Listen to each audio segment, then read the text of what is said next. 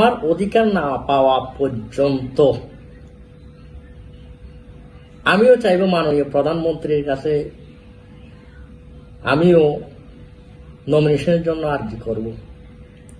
যদি মাননীয় প্রধানমন্ত্রী যেহেতু তাহারা জনপ্রিয়, অনেকেই বলতেছেন দীর্ঘদিন যাবৎ আওয়ামী লীগে আছেন, যদি তাহাদের বিচার বিবেচনা মাননীয় প্রধানমন্ত্রীর বিচার বিবেচনায় যদি আমার মা শাহিনা আক্তারকেও যদি দেই বা আমার বাবাকে আলহাজ আব্দুর রহমান বদি সাহেবকেও যদি দেই, তো আমি চেষ্টা করব আমি স্বতন্ত্র প্রার্থী হিসেবে হলেও এই উকিয়া টেকনাফের জনসাধারণের যে চাহিদা পরিবর্তন সেটার জন্য চেষ্টা করব ইনশাআল্লাহ।